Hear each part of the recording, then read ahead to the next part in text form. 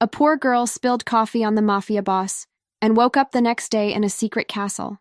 The morning started like any other: burning coffee, overcooked pastries, and the bitter smell of disinfectant trying to mask what was unmaskable in a place like that. Valente, table 3. I grabbed the tray with a tired sigh, pushing a strand of hair behind my ear with my wrist. The morning shift was hell, and my sneakers had soaked through from the rain outside. Again. Still, it beat being back at the group home.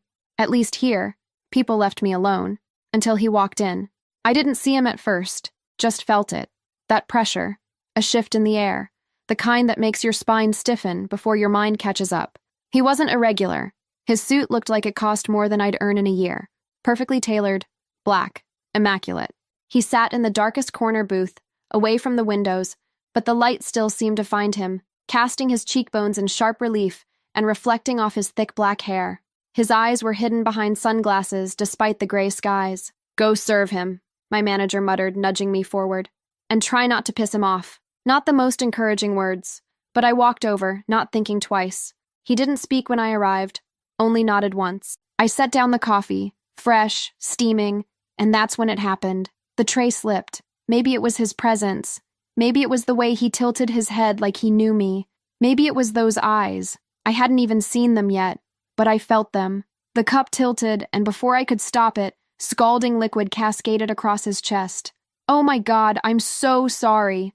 Napkins. I scrambled for napkins. His suit was ruined. My hands trembled as I tried to blot the stain, but his hand caught mine mid-motion. Big, warm, firm. He held it gently, turning my palm over with surprising care. His gaze dropped to my hand, to the thin, pale scar that ran diagonally across the back of it. A scar I barely noticed anymore, but he stared at it like it was a ghost. His expression shifted. No, fractured. Something primal cracked through his polished surface. Those sunglasses came off, and when his eyes met mine, my lungs forgot how to work. Blue, deep, stormy blue, and not unfamiliar. Like something half-remembered from a dream. He didn't say a word. He just stood up abruptly, brushing past me, out the door, vanishing into the fogged-up morning like he'd never been there. I stood frozen, heart racing, napkins crushed in my fist. I'd seen men like him on the news, whispers of power, sharp suits, and shadows thick with secrets. He was one of those men, and yet, there was something else. Something I couldn't explain. "Valente," my manager snapped. "Get back to work." I nodded, numb. My hand tingled where he'd touched it, like electricity had been transferred between us, then ripped away too fast. As the hours passed, I tried to shake the encounter, but something wouldn't settle. Not the way he looked at me, not the way he touched that scar, like it meant something. By the time my shift ended, I was more exhausted than usual, the kind of tired that sinks into your bones. I tugged my hoodie up against the drizzle and stepped out onto the street, and froze. He was there, across the road, leaning against a black car, half hidden in the mist. No sunglasses now, just watching me. I blinked. He didn't move. The moment stretched, silent, taut, electric. Then a car passed, breaking my line of sight. When it was gone, so was he. Goosebumps crawled down my spine. I didn't know his name, didn't know who he was, didn't know why my heart was beating like a war drum in my chest. But I had the feeling that whatever had just started wouldn't be ending anytime soon. If you're new here, don't forget to subscribe and leave a like. It's because of you that these stories keep traveling, crossing oceans, borders, and hearts. Tell me in the comments where in the world you're listening from. I love knowing where this story found you. I should have walked away. The second I saw her, I should have turned around, buried the memory, buried her, and vanished like I always do. But I didn't, because I couldn't. She didn't recognize me. Of course she did. How could she? We were children, and the last time I saw her, she was bleeding and crying in my arms, her small fingers clenched around mine like I was the only thing keeping her from falling apart. Now she was grown, beautiful in a way that made the world pause. Still calm, still quiet, but sharper, more aware, unknowingly dangerous. And I was already drowning. I waited hours outside that rundown cafe, leaning against the car, the rain soft against my shoulders, one hand in my pocket, the other gripping a cigarette I never lit, watching, wanting, hating myself more with every passing second. Then he came. Tall, clean-cut, casual confidence. He kissed her cheek like he had the right, placed a hand on her lower back like she belonged to him. I didn't remember deciding to follow them. The car trailed at a safe distance, quiet engine, tinted windows. I told my driver nothing. He knew better than to ask.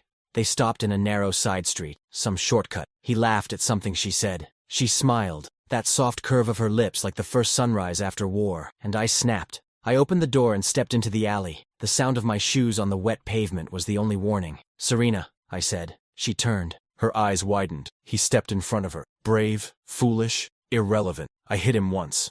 A single, calculated blow to the temple. His body crumpled to the ground with a wet thud. Serena screamed. "What did you do?" she cried, falling to her knees beside him. "He's not dead," I said, already pulling a cloth from my coat pocket. She looked up just as I reached her. No, wait, please." I pressed the cloth to her face. She fought. Of course she did. Arms flailing, knees trying to land a blow. But I held her gently, firmly, as her movements slowed. Her eyes locked with mine, terrified, confused, and then, nothing. Silence. I caught her before she hit the ground, and for a moment, I didn't move. I stood there in that filthy alley, holding her body against mine. Her face nestled into my shoulder, her breath shallow against mine. She was warm, fragile, still. My arms tightened around her. She smelled like she used to. That same faint vanilla and something floral, lavender. Time had aged it, matured it, but I would have known it anywhere. My eyes dropped to her lips, full, slightly parted, soft. I should have looked away. I should have been ashamed, but I stared, drank her in like a man who'd been lost in a desert for too long. My hand brushed the back of her head, fingers tangling gently. She murmured something in her sleep, barely a sound. It vibrated against my chest like a confession. God forgive me. I clenched my jaw, turned, and carried her to the car. The door opened without a word. My driver met my eyes in the rearview mirror but said nothing. He knew better than to speak when I was like this. I laid Serena down across the seat, careful to rest her head on the pillow I'd brought. My jacket slipped off my shoulders. I draped it over her to keep her warm. She didn't stir. I sat beside her, knees bent, elbows on thighs, staring at the fine line of her scar beneath the soft glow of the interior light. My hands ached to touch her again. Instead, I closed them into fists. I had her now. After all these years, after all the ghosts and blood and pain, but I hadn't earned her. Not yet. The first thing I felt was silk, cool against my skin, smooth as water. The second was light, warm golden light filtering through lace curtains I didn't recognize. And then, pain. Not sharp, more like a pressure behind my eyes, a heaviness in my limbs, as if I'd slept for too long in a place I wasn't meant to. My heart started racing before my brain caught up. Where am I? I bolted upright. The bed was enormous, carved from dark wood, draped in fabrics that looked like they belonged in a royal museum. The sheets beneath me were gold-stitched. The room glowed with soft amber from a chandelier above, every detail gleaming. Ornate mirrors, velvet curtains, a gilded wardrobe. It wasn't a room, it was a cage made of beauty. I scrambled out of the bed, bare feet hitting the polished floor. I was still wearing my work clothes, my hoodie, my jeans, my sneakers.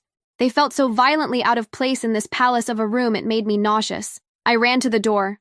Locked. Of course it was locked. Panic clawed at my throat. My fingers trembled as I pounded on the wood. "Hello?" I shouted. "Let me out!" No answer.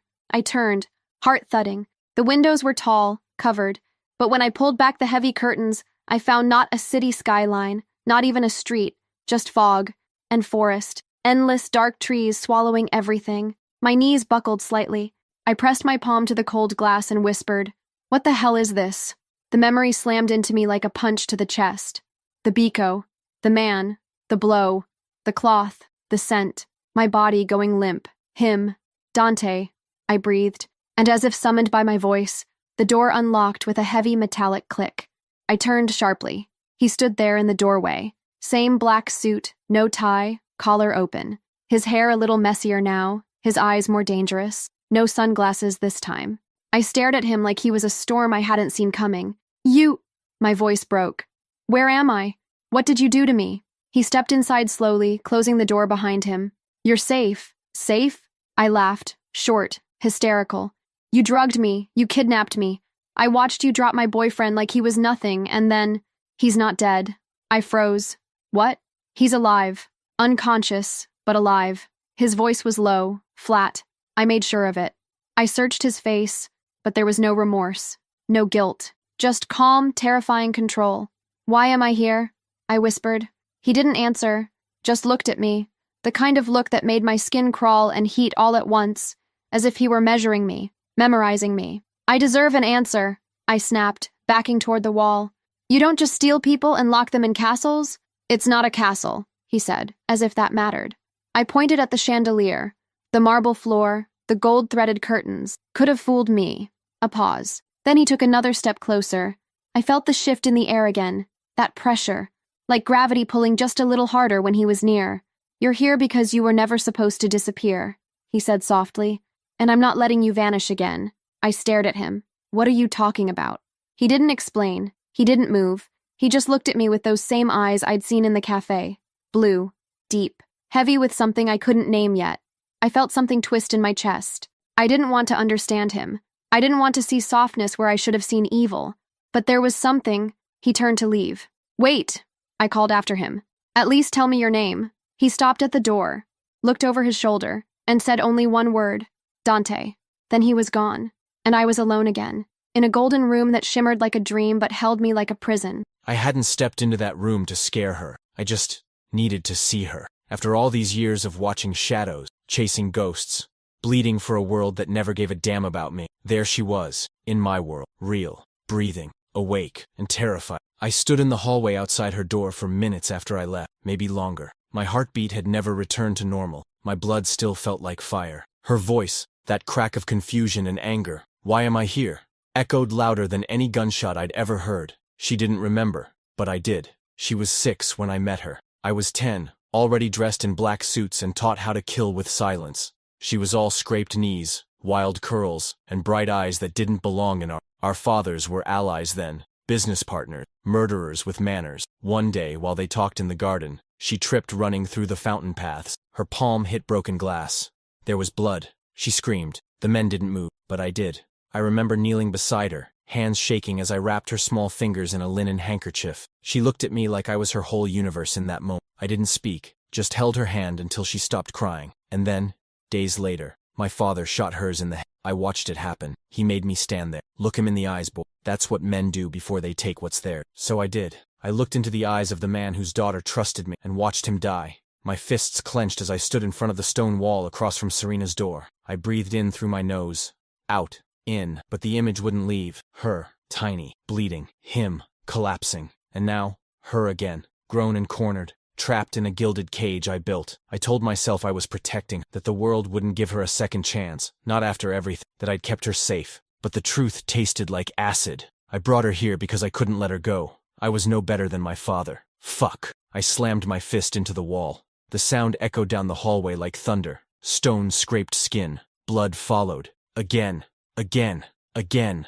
Pain grounded me. The sharp throb in my knuckles was the only thing I could feel that wasn't her. I leaned my forehead against the cold marble, breathing hard, blood dripping onto the floor below. She hated me. Of course she did. She thought I killed him, her boyfriend, that I drugged her, stole her, caged her. All true, except the part that mattered. I'd never harm her, not her. But she didn't know that, and maybe she never would. I cleaned the blood from my hands in silence, didn't bandage it, let it sting. A reminder. I walked past her room again, paused. No sound inside. I wanted to open that door, to go to her, to fall at her feet and explain everything, to beg. But I also wanted to touch her, taste her, bury myself so deep inside her she'd forget every man who ever touched her and remember only me. That made me worse than guilty. It made me dangerous. So I kept walking. Not because I was strong, but because I knew. If I stayed near her tonight, I wouldn't stop myself. And if I broke her, even a little, there'd be nothing left of me. The door was unlocked the next morning. No guards, no Dante. Just silence and sunlight streaming through the windows of the golden room. I didn't waste time. My sneakers were still damp from the night before, but I shoved them on and moved quickly down the corridor. Everything was too quiet. No music, no voices. Just the soft creak of floorboards and the ticking of some antique clock echoing somewhere above. My heart beat louder than my steps. The hallway opened into a grand landing, a split staircase with iron railings and a chandelier that looked like it belonged in a cathedral. Paintings of grim men and severe women lined the walls, their eyes following me like silent judges. I picked a direction and ran, door after door, locked, locked, locked. A right turn, then another. Then, a glimpse of light ahead. I moved faster. My hand touched a glass door leading out to what looked like a courtyard. Trees, open air, the world. But as I reached for the handle, Miss Valente, I stopped cold. A man stood at the end of the corridor, black suit, earpiece, eyes trained on me like a hawk sizing up prey. My pulse spiked. I just want to leave. He took a step forward. I can't let you do that. Is this a prison or a palace? I hissed. He didn't answer. I'll scream. He raised an eyebrow calmly. No one here will stop me from carrying you back to your room. There was no malice in his tone, just certainty. I stepped back slowly, fingers curling into fists. Then something shifted. His gaze dropped, down my body, lingering.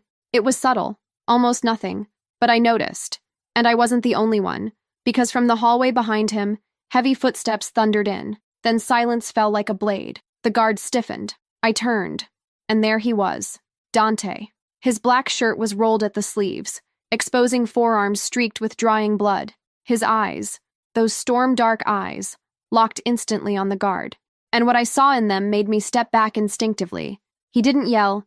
He didn't make a scene. He just walked, slowly, deliberately, like a predator in a silent hunt. The guard backed away without a word, head bowed. Dante passed him without even glancing again. He was looking only at me now, and something about that look made it hard to breathe. Is this how you plan to keep me here? I asked, voice shaking. Threats and guards and locked doors? He didn't respond. I pushed forward. You can't just cage people, Dante. You don't own me. His jaw tightened.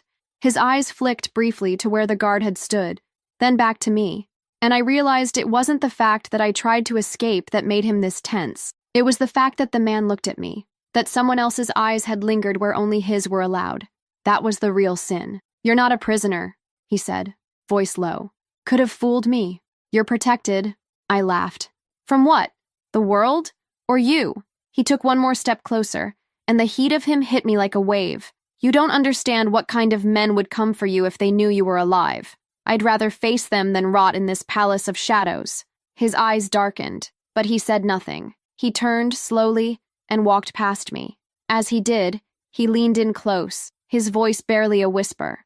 They won't look at you again. Then he was gone. And I stood there, heart racing, skin prickling, more afraid of what he hadn't said than what he had. I didn't sleep, couldn't. Every time I closed my eyes, I saw her standing in the corridor, staring down that guard like a flame refusing to be snuffed out. And worse, his eyes on her, that flicker, that heat. He hadn't touched her, but he'd wanted to, and that was enough. I should have killed him. Instead, I just walked away, let the threat hang like a blade in the air, unseen but felt. He wouldn't make that mistake again. None of them would, not if they wanted to keep breathing. The door to her room opened under my hand like it was waiting for me. She was awake, sitting by the window, knees pulled to her chest, hoodie sleeves draped over her hands. She didn't look surprised to see me. Her eyes found mine immediately, those pale blue irises reflecting. You really don't believe in knocking, do you? She asked softly. I believe in doors that don't keep you. She let out a breath, half a scoff, half a sigh. What do you want? I crossed the room slowly, letting the silence settle between us.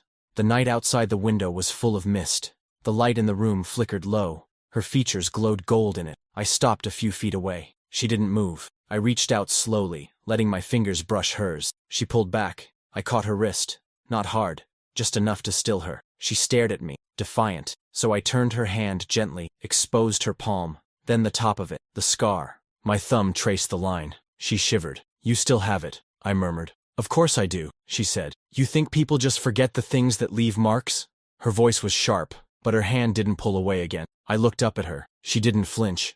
God, she was beautiful. Not in the way women tried to be, but in a way that demanded to be looked at. Calm, poised, unshakable. And yet I knew, under all that stillness, there was fire. She tilted her chin up slightly. You keep touching me like I'm yours. My jaw tensed. You are. No, she snapped. I'm not. You took me. You silenced me. I saved you. From what? She spat.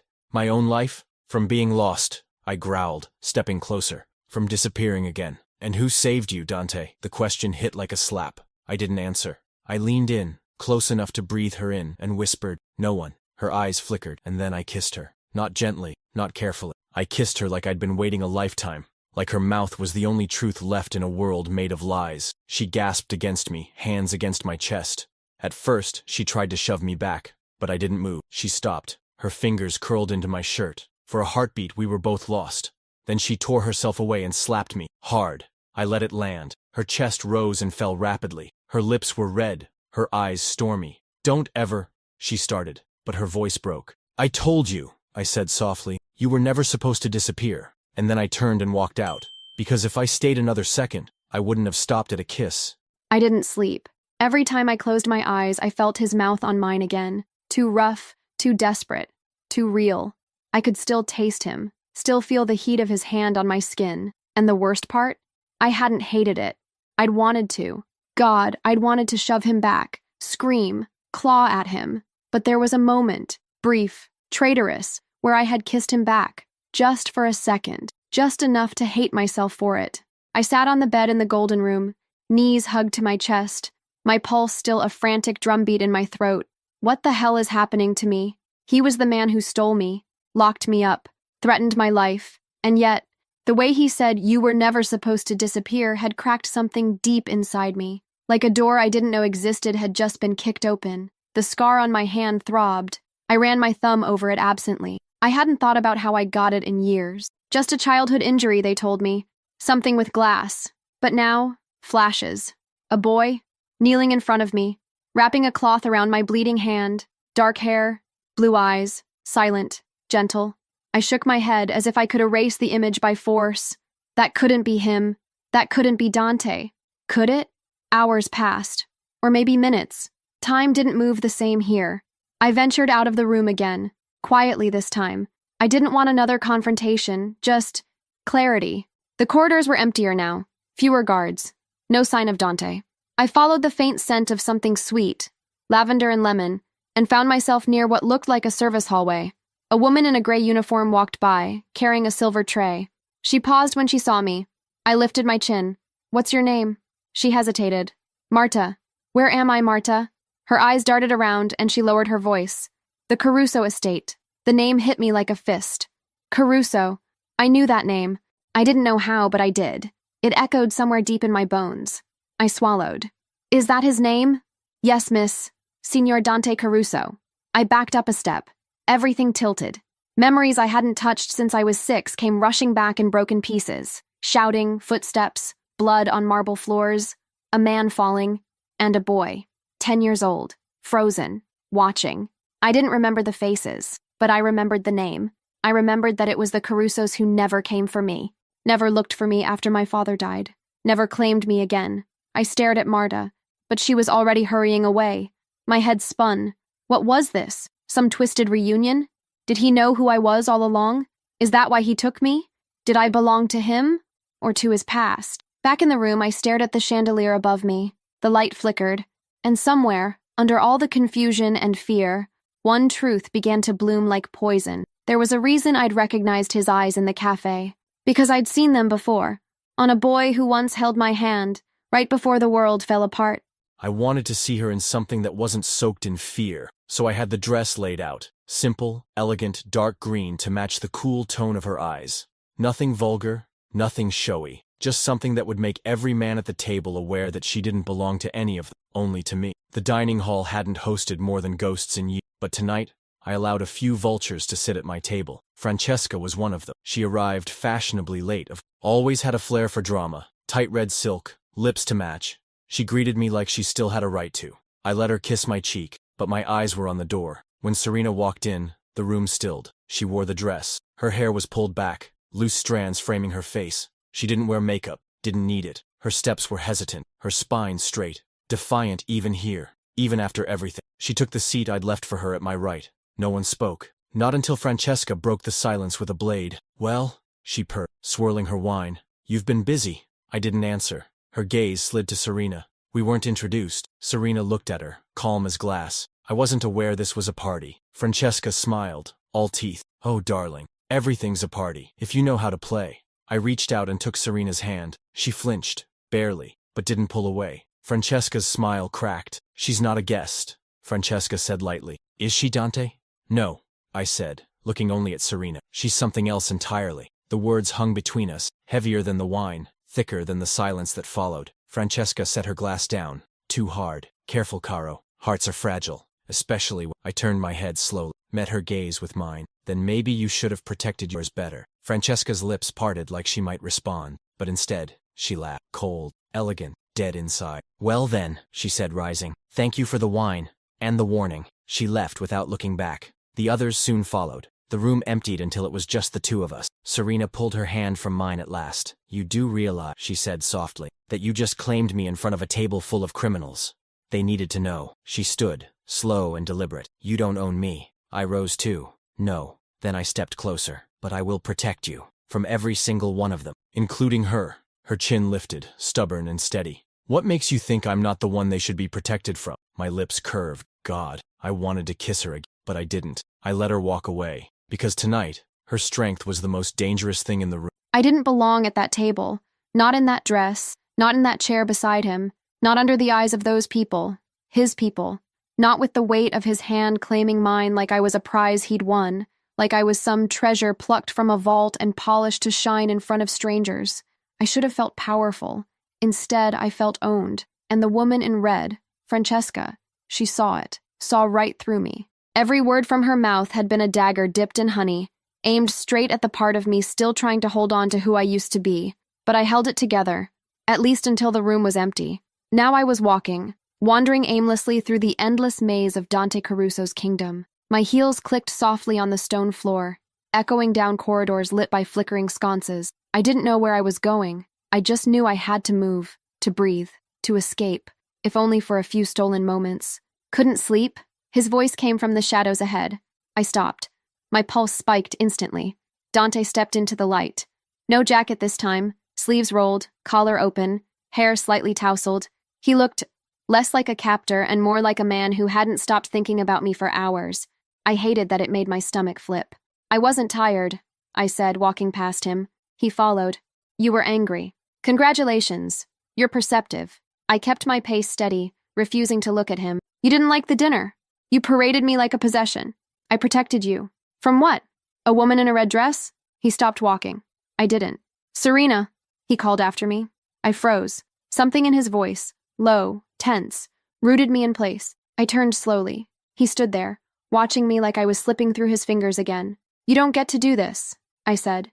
"You don't get to steal me, touch me, kiss me, and then act like you're the one bleeding." His eyes darkened. "You think I'm not?" I walked back to him, closing the distance fast. "I think you live for the bleeding." And then I shoved him, hard. He barely moved, but something cracked in his expression. "Tell me the truth," I whispered. "Why am I here?" He reached out slowly, carefully, as if afraid I might break, and touched my cheek. "I couldn't lose you again." My breath hitched, and then we kissed. This kiss wasn't like the first.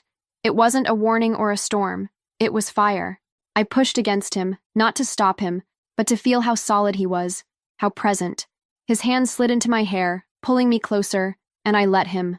Let myself burn. Let myself want. His mouth devoured mine. Our bodies collided like they were remembering something we hadn't lived yet. I should have pulled away, but I didn't. I kissed him back like I needed to forget everything else, who he was, what he'd done, where we were. I let myself fall for one reckless moment, and then I stepped back, breathing hard, shaking. He stood there, chest rising fast, eyes unreadable. "Don't," I said, voice trembling.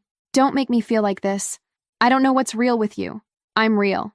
That's what scares me." And I turned, leaving him in the corridor with his hands still half raised, like he didn't know whether to pull me back or let me go. She left me standing there like I was the one who couldn't be trusted with the truth. Maybe she was right, but I wasn't done. Not with her. Not tonight. The castle was silent when I walked the corridor toward her room. The guards had retreated. The lights were low. Every step I took felt like a question. Would she hate me more? Would she let me stay? Would she run? I didn't care. I needed her too much to stop now. I didn't knock. I opened the door and stepped into the gold-lit room. She was sitting on the edge of the bed, back straight, arms crossed like she'd been waiting, our eyes locked. She didn't tell me to leave. She didn't move. I closed the door behind me. "You shouldn't be here," she said, voice barely above a whisper. "I know." "Then why are you?" I stepped forward. "Because I can't not be." She didn't flinch. She didn't scream or cry or beg. She just looked at me, like she was tired of fighting with herself. "I don't want you," she said. I came closer. "But you do." Her breath caught. "I want to hate you," she whispered. I reached her, stood before her, let my fingers brush her jaw. "I know. I don't forgive you. I wouldn't forgive me either." She looked up at me, so calm, so impossibly composed, and something inside me finally snapped. I leaned down and kissed her, not like before. This wasn't possession or punishment. This was surrender. She kissed me back. Her hands found my shoulders, pulled me closer. I lifted her from the bed, held her against me like she was something I'd never deserved but couldn't live with. Our mouths moved with growing hunger. The tension that had haunted every second between us finally broke loose, fast, hot, desperate. I carried her to the bed, laid her down gently. My jacket fell, then my shirt, then hers. I watched her skin appear beneath my hand, slow and reverent. She watched me like she wanted to memorize every line, every scar. Her fingers touched the bloodied bandage still wrapped around my knuckles. "You're hurt," she murmured. "I don't feel it." "Why?" "Because you're here." Her lips parted, but no words came. She pulled me down. We moved like fire and silence. Her legs wrapped around me, my hands on her thighs, her waist, her ribs. Every part of her responded like she'd been waiting just as long as I had. I kissed the scar on her hand. She moaned into my neck. She didn't say she forgave. I didn't ask her to. This wasn't forgiveness. It was need. Pure, violent, aching need, and we gave into it completely. After, I didn't move. I stayed propped on my side, watching her. She lay on her back, chest rising and falling, skin flushed, eyes half closed but still guarded. I didn't touch her again. Didn't dare. Because I knew, whatever we'd just done, however perfect it felt, it didn't fix anything. It only deepened the bond neither of us knew how to escape, and maybe neither of us really wanted to. I woke up in gold, warm skin against mine, muscles tense even in sleep, his breath soft at the base of my neck. For a moment, I didn't think. I just existed. But then, memory rushed in. The kiss, the fire, the way I'd let him touch every part of me, mind, body, soul. I slipped from the bed before he woke, because I wasn't ready for the morning after. The castle was quieter than usual, almost abandoned. No guards in the hall, no Marta, just silence. Maybe I should have stayed in the room, but I couldn't. I needed air, distance, clarity.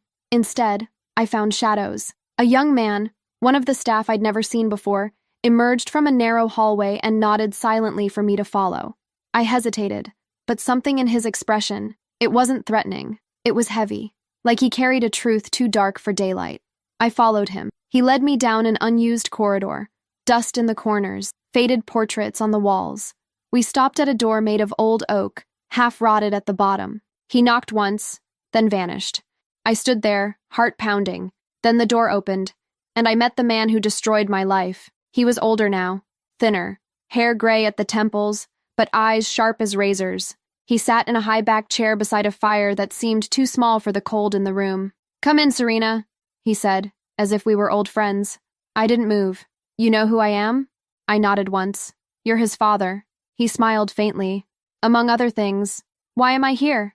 I asked. "Because you need the truth." He gestured to the seat across from him. "Sit." I didn't. He didn't care. "You were 6 the last time I saw you," he said. "You had your father's eyes." Not that it helped him. Something in me iced over. He saw it. "Oh yes," he murmured. "You've suspected, haven't you, that your father didn't die in some business accident, that it wasn't just the cost of war."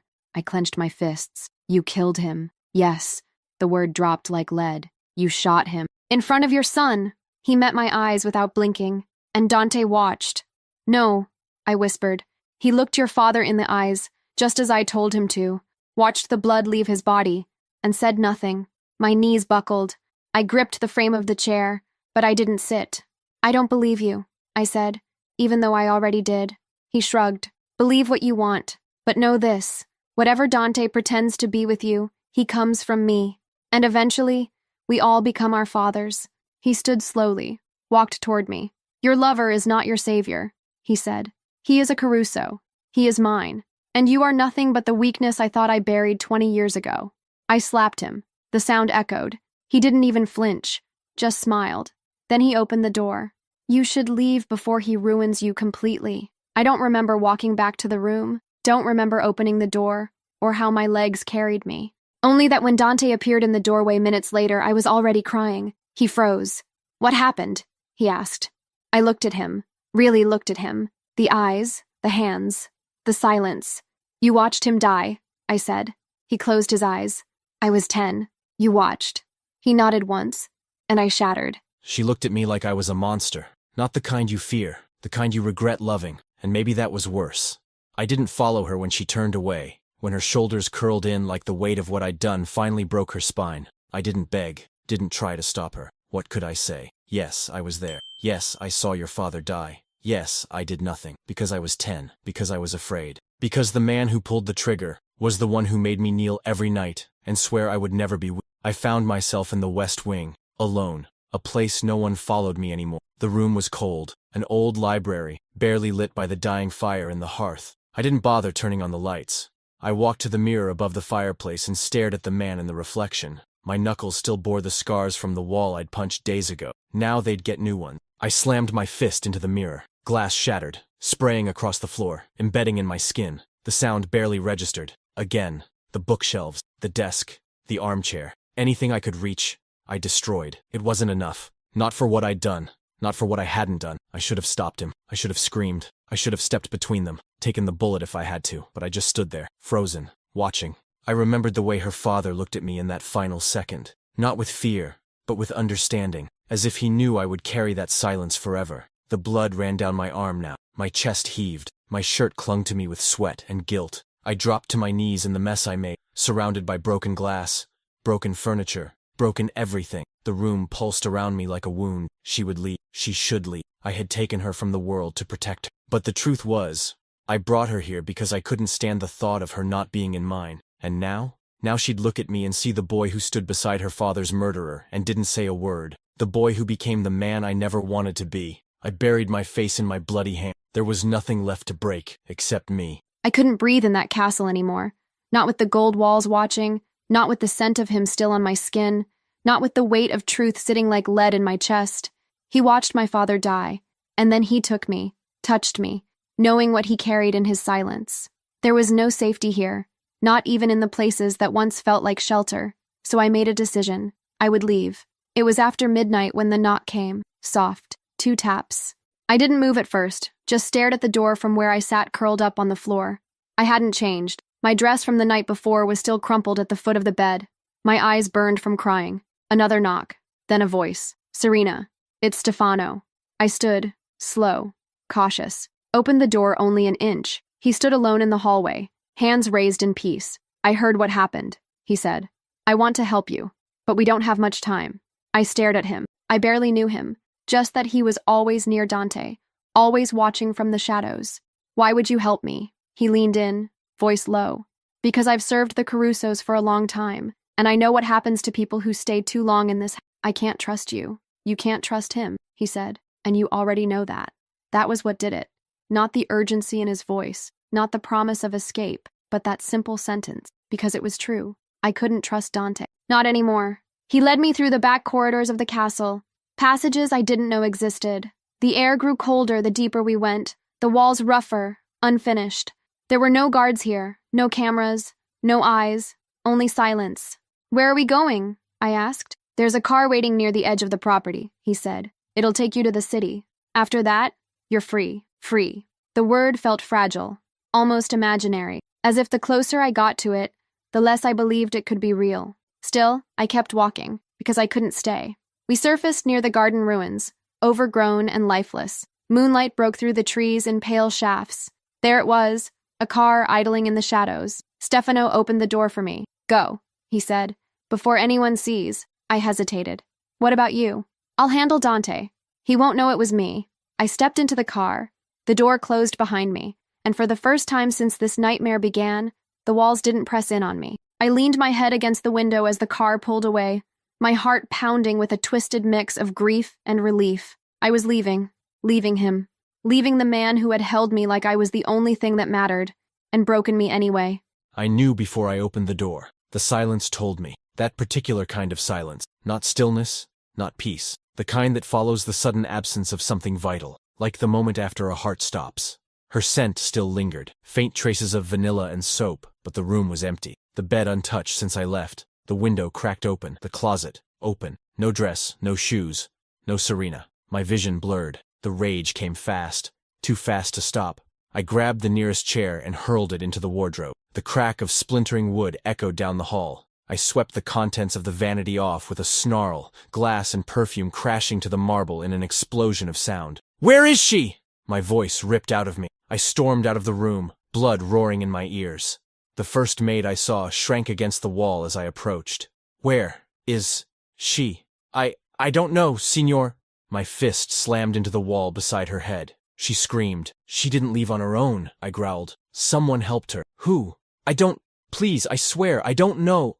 I turned before I killed someone. Stefano. Where the fuck was Stefano? I tore through the east wing, checking cameras, barking orders at guards who fumbled to search every exit, every tunnel. If she's off the property, find out when she left, how, and with whom. No one met my eyes. No one dared, because they'd never seen me like this before, not even during execution. In my private surveillance room, I rewound footage like a man possessed.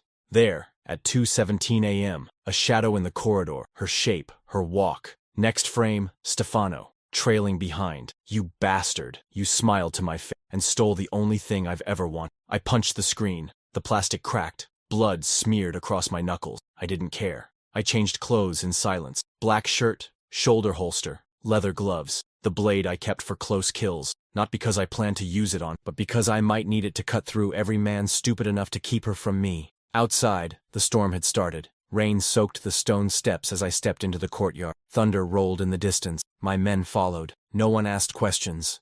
They knew better, because the look in my eyes said everything. Bring her back, or don't bother coming back at all. The rain followed me. Even inside this unfamiliar house, I heard it drumming against the roof, rattling the shutters like it wanted in. It matched the storm inside me. Loud, relentless, impossible to ignore. Stefano had brought me here, to what he called a safe house. I didn't know why he'd risk it, but I didn't care. All I knew was that I was out. Away from Dante. Away from his castle of gold and shadows. I should have felt relief, freedom, but all I felt was empty. The room was small, plain. A narrow bed, a chair, a table. A far cry from silk sheets and chandeliers. But I liked it better. At least here the walls didn't feel like they were watching me. Still, I couldn't stop thinking of him. His eyes when I confronted him. The silence that confirmed everything. The way his voice cracked when he said, I was 10. I pressed my hands over my ears, trying to block it out, but the memory stayed. The boy, the scar, the man, the monster. Use this if you need anything. Stefano had slipped me a phone before leaving. His eyes unreadable, his smile too thin. I shouldn't trust it. I shouldn't trust him. But the phone was in my hand now, and the need for a voice that wasn't Dante's gnawed at me like hunger. I dialed a number I hadn't in years. An old friend from the orphanage. Someone who once promised, if you ever need me, call. I didn't think he'd answer, but he did. Serena? The voice was older now, deeper, but still familiar. It cracked with shock. Is it really you? Tears blurred my vision. It's me. Where the hell are you? Everyone thought, Jesus, we thought you were dead. I swallowed hard. I can't explain. Not yet. Just tell me. Tell me about Marco. A pause, then a sigh. Relief. He's alive. He's in Brazil. He said some man forced him out of Italy. Told him if he ever came back, he'd die. But he's safe. He's alive. The room tilted. Alive. Dante hadn't killed him. He'd exiled him, threatened him, controlled him, but hadn't spilled his blood. I closed my eyes, chest tight with something I didn't know how to name. Relief. Confusion. Shame. Serena? The voice pressed. Are you okay? Where are you? I ended the call before I answered. I couldn't. Not yet. I dropped the phone onto the bed and pressed my palms against my face. Alive. And Dante. Dante had been 10. A boy. Powerless. Forced to watch his father destroy everything. Forced into silence. Into survival.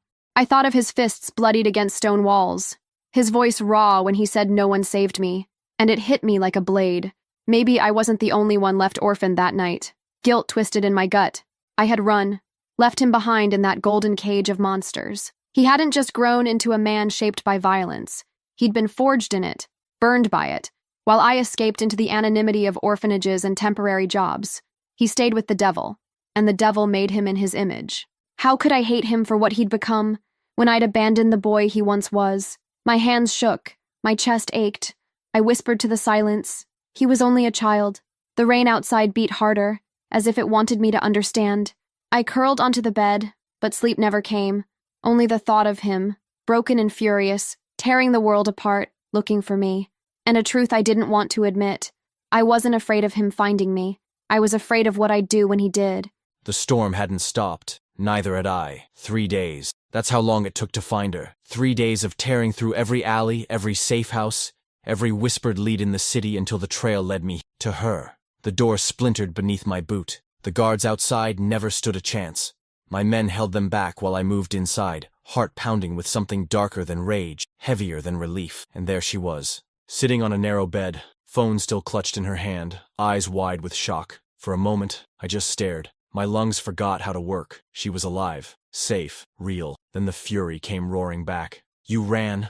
The words scraped out of me like gravel. She rose slowly, chin high despite the tremor in her hands. What else was I supposed to do, Don? Stay in your cage? Pretend none of it mattered? My jaw locked. You think you can vanish from me? You think you can disappear and I won't burn the world down to find you? I know you will. Her voice cracked, but her eyes didn't. And that's exactly why I had to go. I crossed the room in 2 strides, grabbed her wrist, and yanked her closer. You belong with me, she gasped, defiance flaring in her gaze. I don't belong to anyone. Her words cut deeper than a blade, but my grip only tightened. My chest pressed against hers, breaths colliding in the storm between us. You have no idea what I've become without you, I whispered, voice shaking. No idea what I'll do if you leave me again. Then tell me, she snapped. Tell me what you are, Dante. A savior? A jailer? A child who watched my father die? Or the man who kissed me like I was the only thing left in this world? Her words gutted me, my vision blurred with rage, with longing, with something so twisted I couldn't name it. So, I kissed her. This wasn't the restrained touch in the hallway. This wasn't a claim at a dinner table. This was war. Our mouths crashed together, violent and desperate. She fought me at first, fists against my chest, nails digging into my skin. But then she broke, pulling me closer, kissing me back with the same fury that burned through me. I lifted her, slammed her against the wall, her legs wrapping around my waist, her hoodie bunched between my fingers, soft fabric tearing under the force of my grip. Her lips tasted like tears, like fire, like the only salvation I'd ever know. She bit me hard enough to draw blood. I groaned into her mouth, half pain, half ecstasy. Say it, I demanded between kisses. Say you're mine, she gasped, head tipping back as my lips traced her throat. You don't own me, I smiled against her skin. Then why do you keep coming back to me? Her nails raked down my neck. Because I hate you. Then hate me louder. The world dissolved. There was no storm outside, no enemies, no betrayal, only the sound of her breath, the thud of my heart, the heat of her body under mine. We fell to the bed in a tangle, her hands pulling, pushing, daring me closer. Every touch was war and surrender at once. Every kiss a promise and a curse. She wasn't forgiving me. I wasn't redeeming myself. But in that moment, none of it mattered. Because she let me have her. Because she took me in return. Because we were both too broken to stop. When it ended, silence fell heavy between us. She lay beside me, chest heaving, lips swollen. I stared at the ceiling, blood still on my mouth, hands still trembling. I should have felt triumphant. I should have felt whole. But all I felt was fear, because I knew, if she ever left me again, I wouldn't survive it. And if I had to chain the world to keep her, I would. The storm had quieted by morning, but inside me, the chaos still raged. Dante hadn't spoken after last night. Not a word, not a promise, not even the threat I half expected. He'd just lay there, chest heaving, eyes fixed on the ceiling, like if he looked at me again, he'd shatter into pieces. And maybe I would too. So when the knock came hours later, I was grateful for the distraction, but I should have known better. She entered like the castle belonged to her, Francesca, her red lips curved into a smile that didn't reach her eyes, her heels clicking against the marble like the sound of a clock counting down. I hope I'm not intruding, she purred, voice honeyed poison. I stood squaring my shoulders. What do you want? To talk, she said, drifting to the window. Her gaze slid over me with disdain. You've made quite the impression. A girl from nowhere, sitting in the center of Dante Caruso's empire. It's amusing. I crossed my arms. Amusing isn't the word I'd use. No? She tilted her head. Then maybe tragic. She moved closer, eyes sharp. You think he loves you? That you're special? You're not. You're a distraction, a weakness. And Dante, she smiled darkly. Dante doesn't love. He consumes. He takes. He destroys. Just like his father before him. The words hit hard. My breath caught, but I held my ground. You don't know what you're talking about. Oh, but I do, she said, circling me slowly like a predator. I've been in his bed. I've heard his promises. I've seen the way he uses people until there's nothing left. He will never love you, Serena. He isn't capable. I clenched my fists. Her words sliced, but they didn't bleed me. Not this time. Because I remembered his eyes last night. Wild, desperate, terrified. A man torn apart by what he felt, not a man empty of it. You're wrong, I said quietly. Francesca laughed. Wrong? Darling, look around you. Do you see freedom here? Do you see choice? You're his prisoner. And when he tires of you, you'll be discarded, just like the rest. I stepped forward, close enough that her perfume stung my nose. Maybe I am his prisoner. Maybe he has broken me in ways I don't even understand yet. But you, I smiled faintly, cold. You're not even that. You're nothing to him anymore. Her face faltered, just for a second. You think you've won, she hissed. This isn't a game I asked to play, I said. But if it is, then yes, he chose me, not you. Her eyes narrowed, and she reached out, as if to brush my cheek in mock sympathy. I caught her wrist midair. Her smile vanished. Don't touch me, I said, voice steady, and don't come here again. I let her go, and she staggered back, fury flashing across her perfect face. This will end, she whispered, and when it does, you'll wish you'd listened. She turned and swept from the room, heels clicking like gunshots. The silence that followed was heavy, but for the first time since I'd woken in this castle, I felt something strange. Strength. Not because I trusted Dante, not because I forgave him, but because Francesca's venom hadn't broken me. And if she couldn't, maybe no one could. The air tasted wrong. I felt it before the first shot rang out. An itch in my blood, a stillness too sharp to be natural. By the time the echo of gunfire reached the great hall, I was already moving. The war had come to my doorstep. Men shouted across the courtyard. The clash of steel and the crack of rifles split the night. Glass shattered. Smoke bled through the windows, acrid and bitter. Get Serena to the inner chamber, I barked to one of my guards, shoving a weapon into his hand. No one touches her. No one. I didn't wait for confirmation. I trusted no one but myself. I stormed into the courtyard, pistol raised. Flames licked the edges of the old stone walls, throwing twisted shadows across the men fighting below. My men against theirs. Caruso against everyone who wanted me gone. I fired. One shot, clean through a rival's chest. Another. Blood spilled on the cobblestones, black under the torchlight. But even as I fought, my eyes searched. Not for the enemy, for betrayal. Because it stank in the air thicker than the smoke. And then I saw him. Stefano, not fighting for me, not standing with my men. He was behind the gates, speaking to the ones who wanted me dead. Hand gestures, sharp and commanding. His voice carried above the chaos.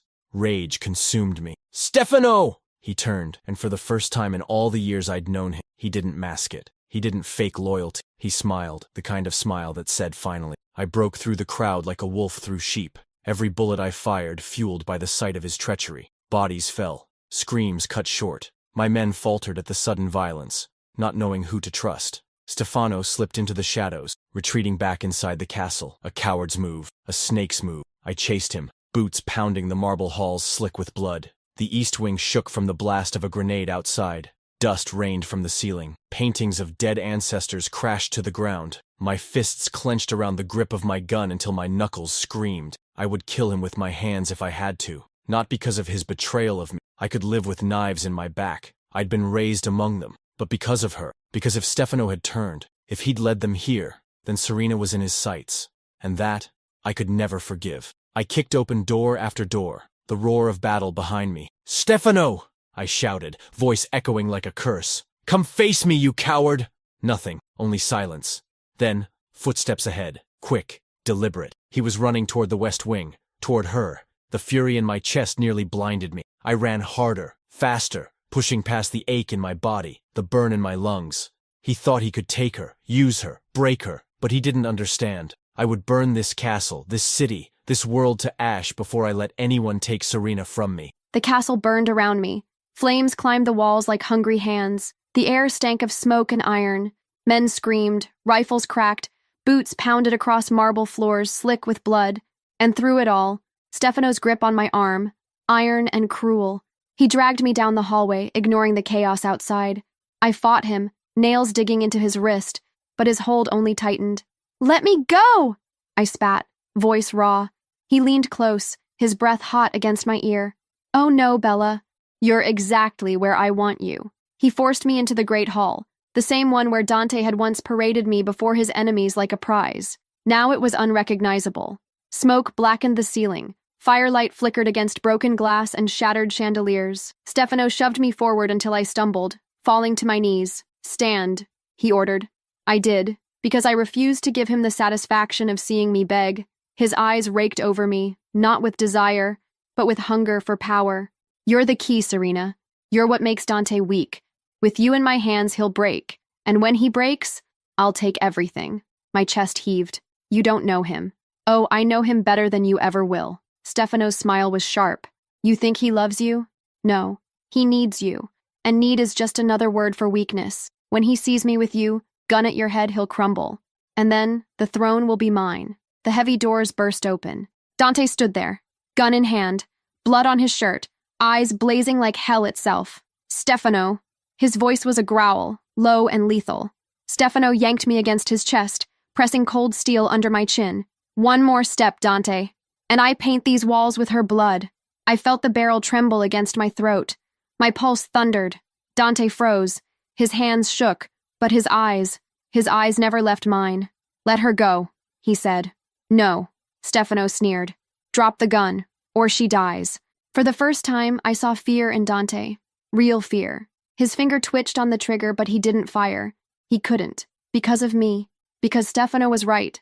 I was his weakness, and I hated it, so I stopped being weak. I let my body sag suddenly, dead weight in Stefano's arms. He cursed, jerking to hold me upright. In that split second, I tilted my head, opened my mouth, and sank my teeth into his hand. He shouted, the gun loosening. I drove my elbow back into his ribs and twisted free, stumbling forward. Now! I screamed. Dante moved like lightning. One shot, straight through Stefano's chest. The traitor staggered, blood blooming on his shirt, shock written across his face. His gun clattered to the marble. He fell to his knees, choking, eyes wide. She made you weak, he rasped. No, Dante said, stepping forward, gun steady. His eyes flicked to me, just for a moment, before returning to the dying man. She made me strong enough to kill you. The second shot ended it.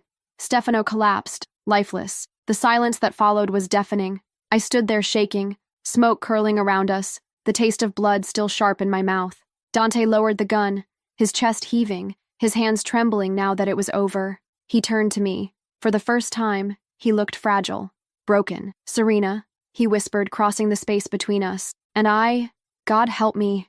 I didn't run.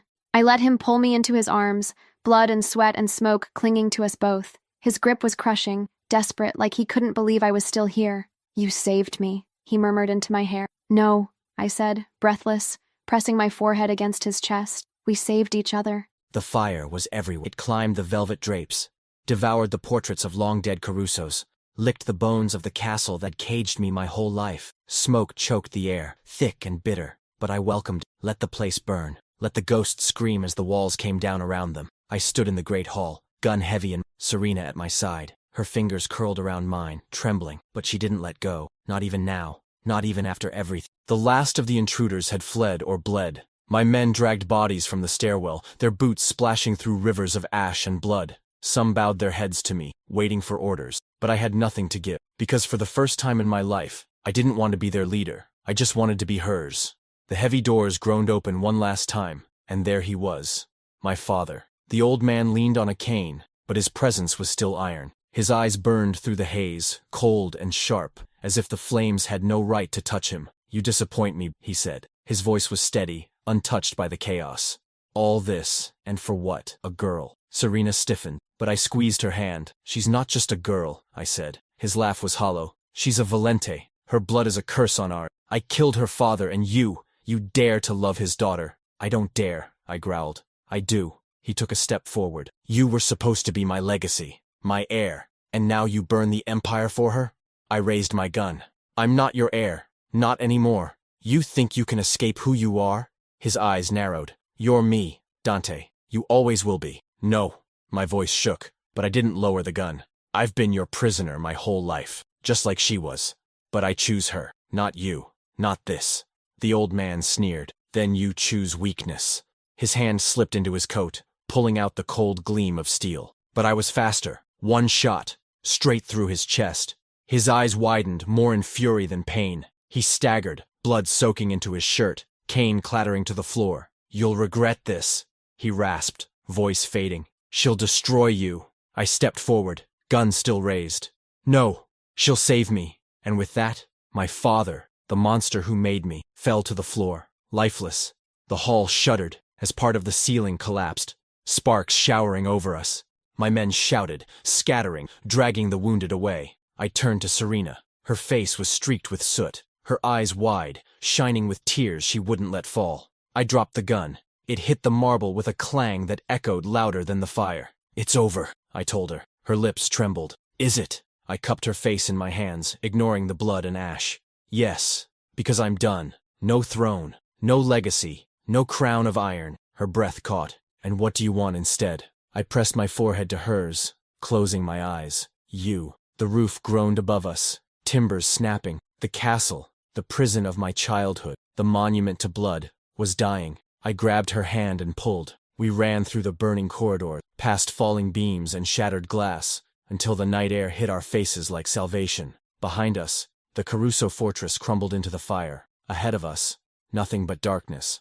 And for the first time in my life, darkness didn't terrify me, because she was in it with me. The world was quiet again. No gunshots, no orders barked through corridors, no whispers of blood or betrayal under chandeliers, just the sound of waves, and him. We found a place where no one knew our names, a coastal village with crumbling villas and lemon trees clinging to sunburned cliffs. The house we stayed in was old, whitewashed, with blue shutters that opened to the sea. For the first time since I could remember, I woke to sunlight, not to locks clicking shut or walls breathing secret. And I woke in his arms. Dante slept with one arm thrown over my waist, his chest rising slow and steady behind me. His breath stirred my hair, and when he exhaled against my neck, it wasn't a warning. It was peace. I turned to face him. His eyes were already open, watching me. "Can't sleep?" I asked softly. His voice was rough with mourning. "Didn't want to miss a second of you." I rolled my eyes, smiling. "That's a terrible line." He didn't smile back. Just reached up, fingers brushing my jaw like I might disappear. "You're real.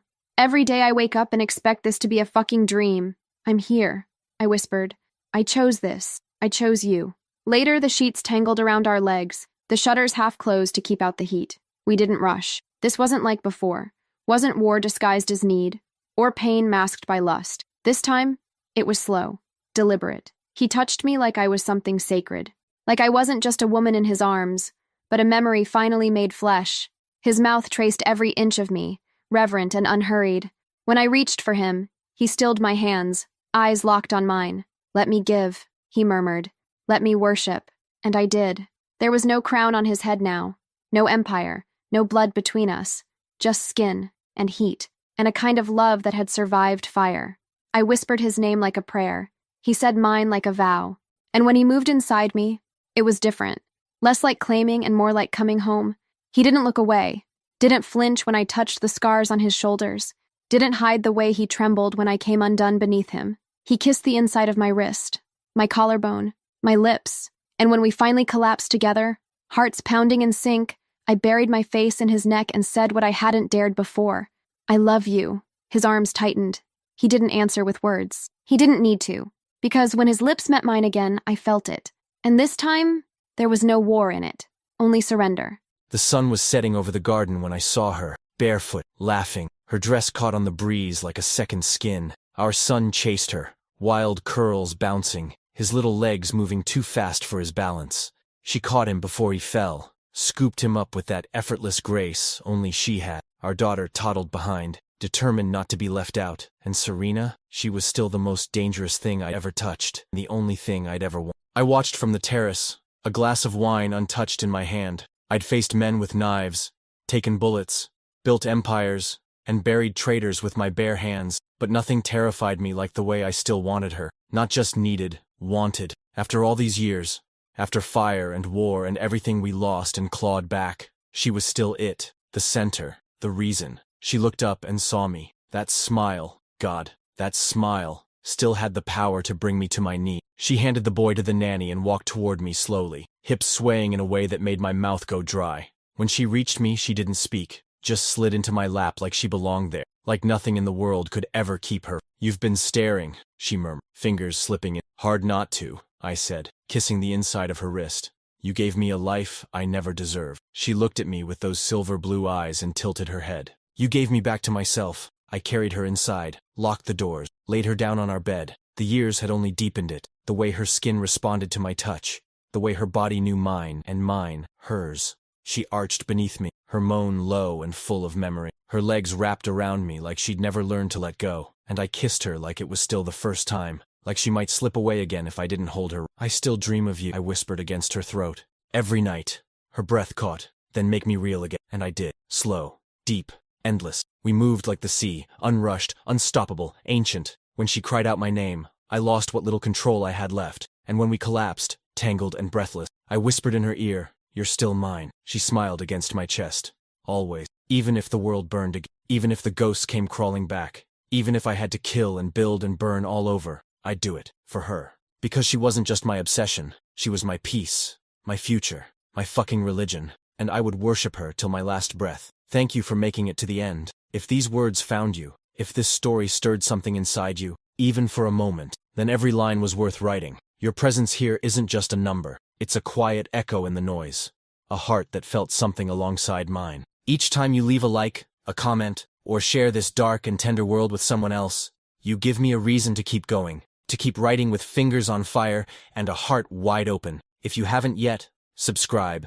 It's free, but to me, it means everything. And if you can, share this story. Because the world is already full of noise, of wounds, of wars. Maybe a story like this can be a soft place to land, for someone who needs it most. Thank you for reading, for feeling, for being here. In this place, you are always welcome.